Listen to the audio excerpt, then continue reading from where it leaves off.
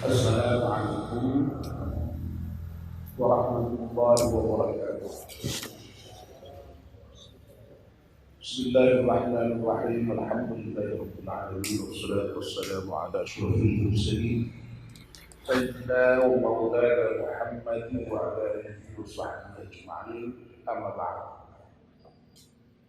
Ibu-ibu, bapak-bapak dan saudara-saudara sekalian, jamaah subuh yang dirahmati Allah Subhanahu wa taala. Mari kita buka kajian subuh kita dengan berdoa bersama-sama. Bismillahirrahmanirrahim.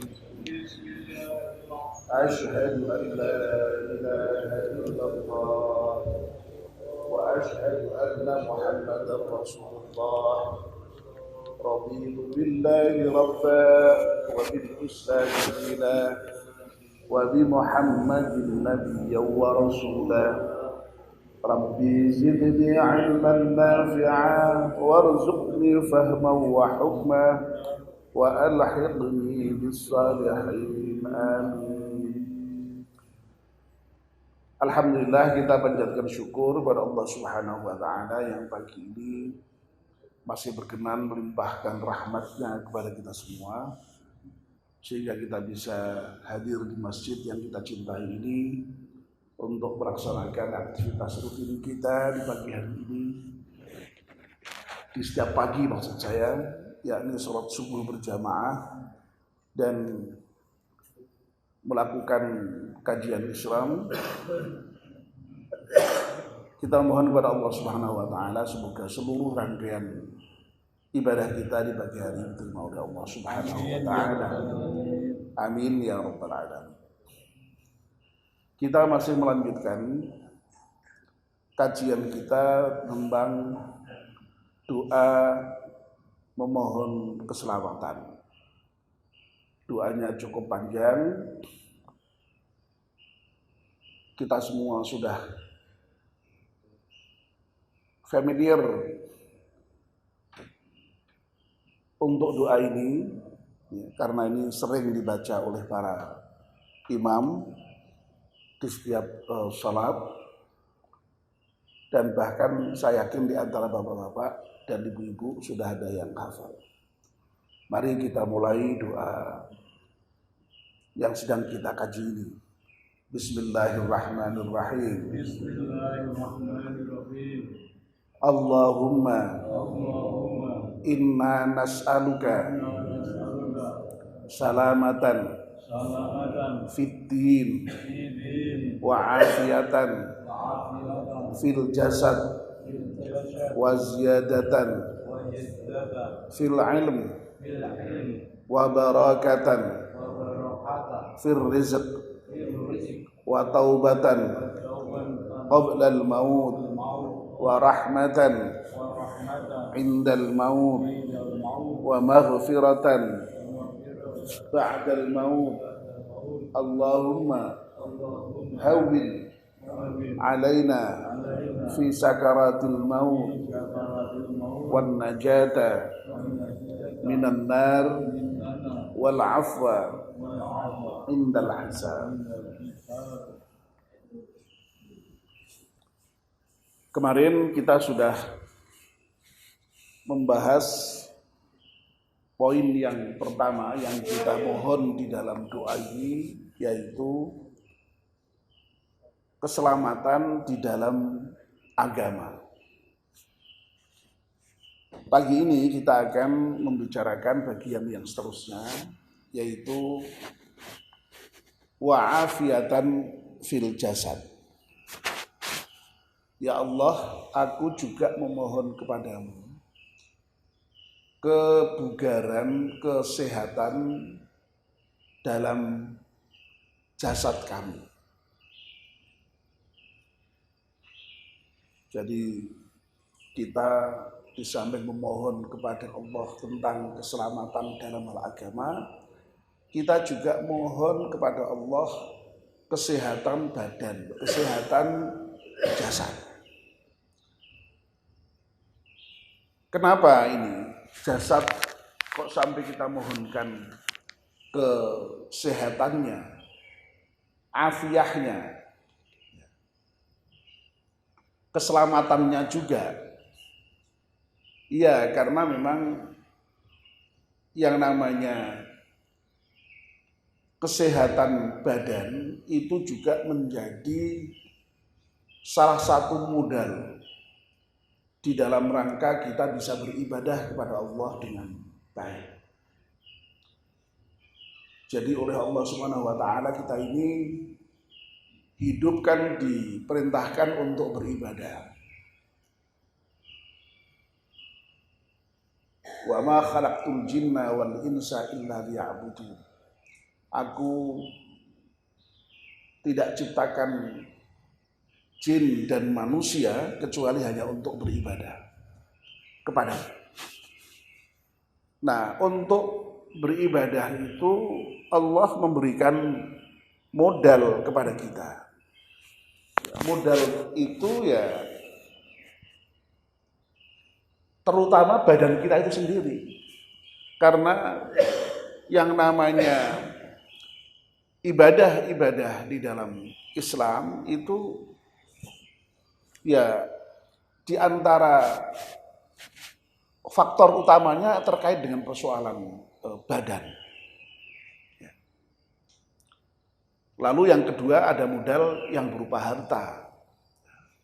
Makanya yang namanya ibadah itu ada yang disebut dengan ibadah maliyah, ibadah yang terkait dengan persoalan harta ya, seperti zakat, sedekah, infak.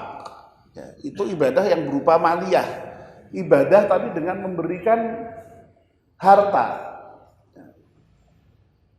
Nah, ada yang disebut dengan ibadah badaniyah yang dilakukan dengan badan kita itu sendiri. Ya, seperti sholat itu ibadah yang bersifat badaniyah. Ada yang bersifat qauliyah, ada yang bersifat amaliyah, ya. Gerak. Haji itu juga relatif hampir sepenuhnya terkait dengan badan gitu.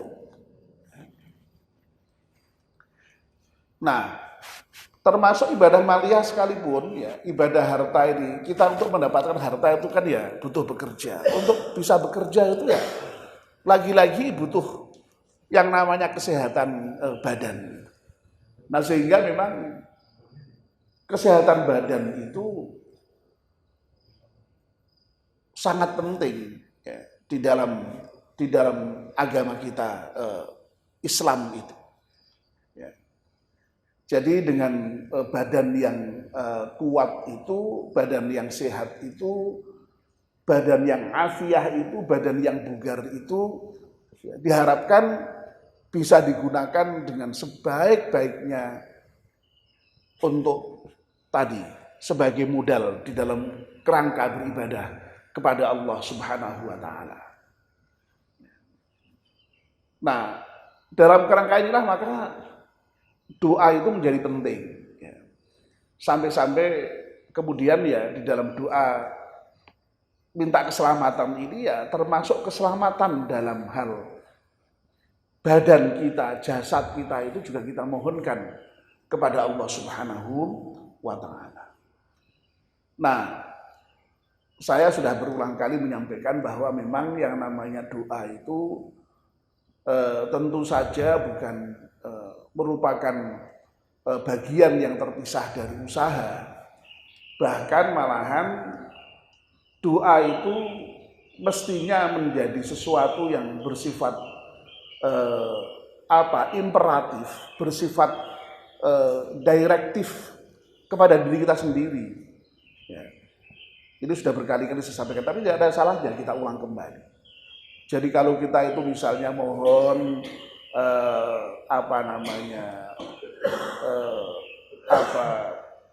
diberi ilmu, ya tentu saja tidak hanya memohon. Permohonan untuk diberi ilmu itu berarti perintah kepada kita untuk apa? mau mencari ilmu. Ya. Direktif mengarahkan kita juga kepada jalan-jalan yang bisa mencari ilmu. Ya, seperti misalnya ya, kalau masih muda ya dengan sekolah formal. Ya. Kalau kita sudah sepuh seperti ini ya sudah, dengan pengajian-pengajian seperti ini sudah merupakan upaya yang luar biasa ini untuk mendapatkan ilmu itu, untuk mendapatkan hidayah Allah itu. Ya. Jadi doa itu mestinya diikuti dengan semacam perintah ke dalam diri kita. Nah, termasuk misalnya tadi doa mohon kesehatan badan itu ya mestinya mengarahkan diri kita untuk bisa menuju hidup sehat itu. Ya. Nah, dalam Islam itu Masya Allah ya, terkait dengan persoalan kebugaran ini kita bisa mengingat misalnya Rasulullah itu diantaranya menasihatkan kepada kita sebagai orang tua, di antara hal yang perlu kita ajarkan kepada anak kita itu di samping tentu saja ya hal agama, ya, untuk mengajarkan kepada anak kita itu Al-Quran, untuk mengajarkan kepada anak kita itu adab atau kesopanan, akhlak, ya, untuk mengajarkan kepada anak kita itu ibadah. Ya. Tetapi Rasulullah juga tidak melupakan mendidik kita atau menyuruh kita untuk mengajarkan kepada anak-anak kita itu olahraga. Ini kan luar biasa, Masya Allah. Ya. Jadi kalau kita berolahraga, ya, mendidik anak kita untuk berolahraga itu mengikuti perintah Rasulullah itu. Ya. Rasulullah itu pernah menyatakan atau mengajarkan begini, "Allimu auladakum bisibahah warrimayah." Loh, itu kan luar biasa ya. Ajarkan kepada anakmu itu bisibahah dengan renang, warrimayah dan memanah.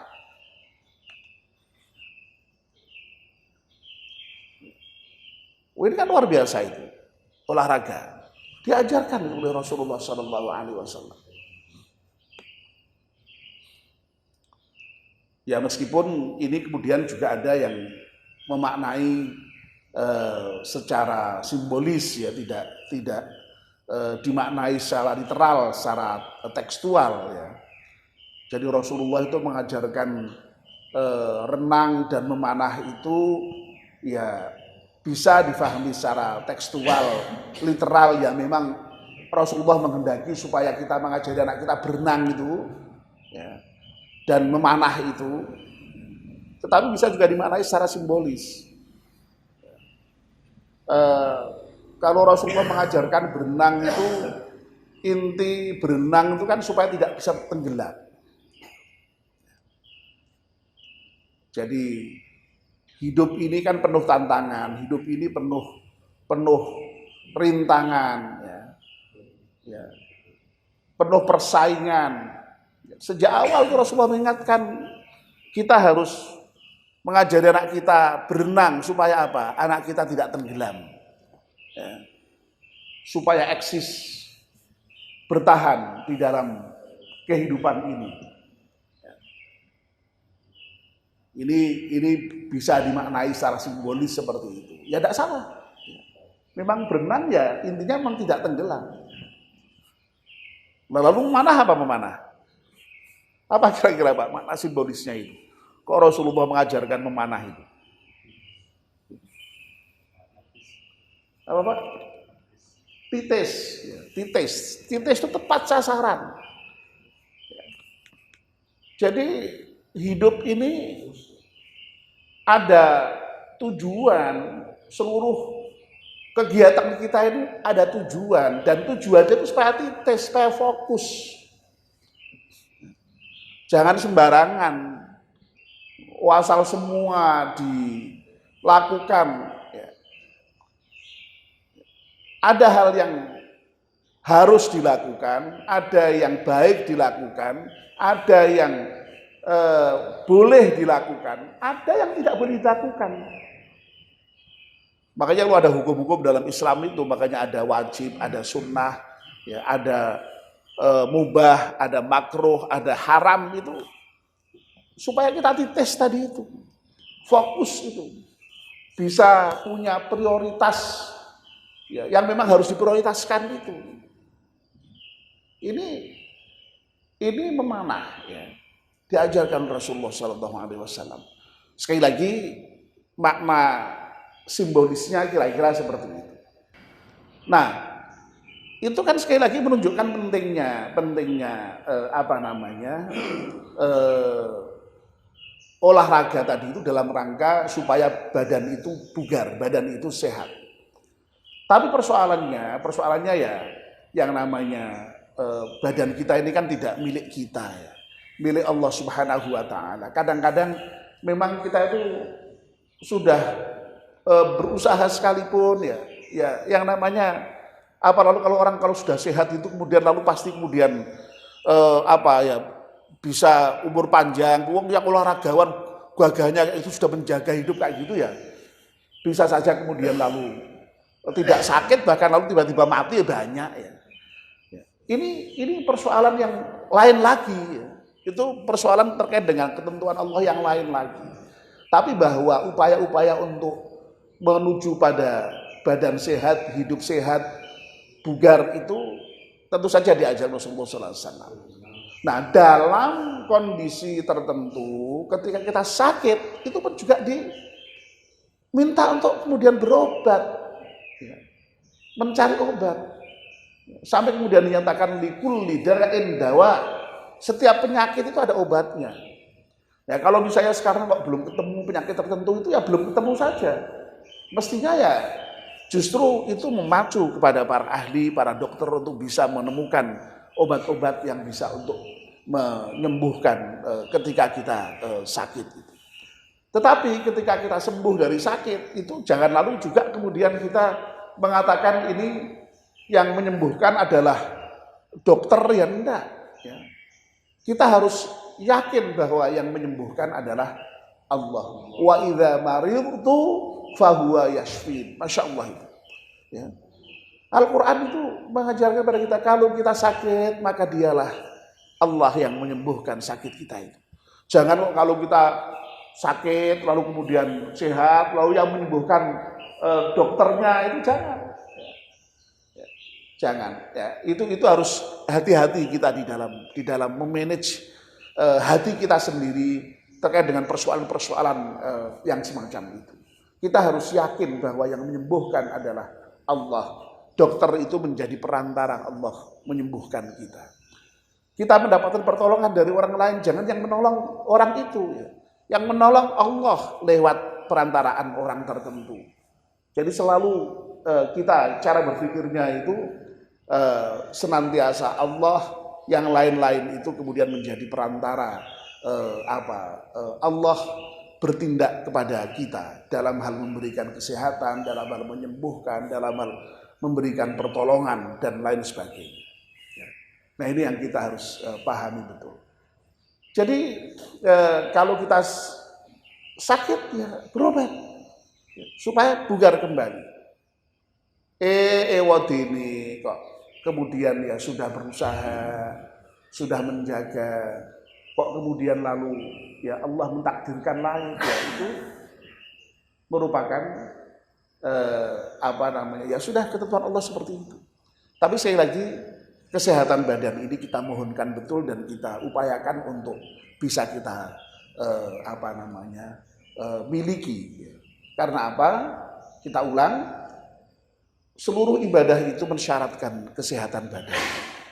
Sholat itu kalau kita tidak sehat ya nyatanya ya berat, ya. Tidak bisa optimal. Ya. Saya sudah merasakan sendiri ketika kemarin sakit-sakitnya kena syaraf terjepit itu ya. Itu Masya Allah ya, sakitnya bukan main. Ya, sehingga untuk sholat normal tidak bisa. Ya.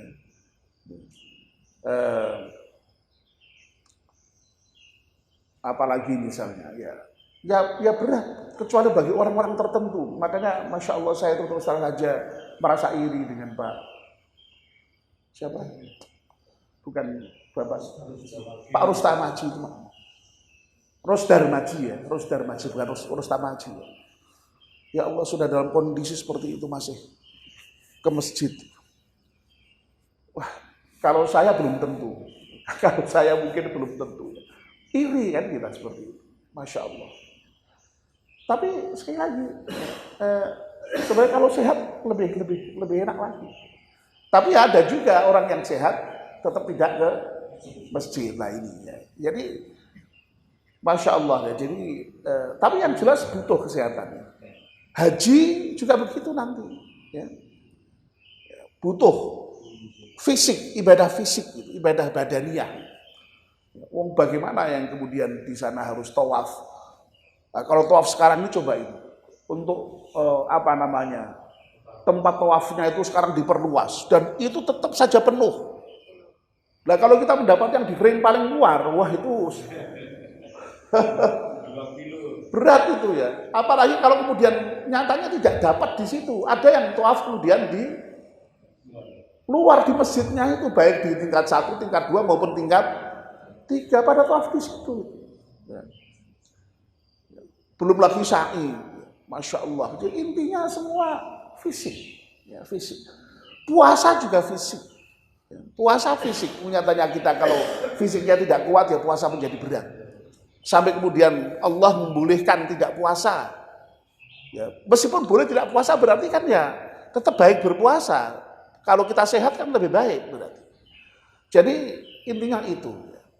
Ya, sekali lagi dalam kerangka itulah sampai tadi Rasulullah memerintahkan untuk olahraga, termasuk juga menjaga makanan. Ya. Ya. Tapi kadang-kadang kita itu Masya Allah ya sok tidak sadar kalau hal-hal seperti itu diperintahkan oleh Rasulullah SAW. Ya.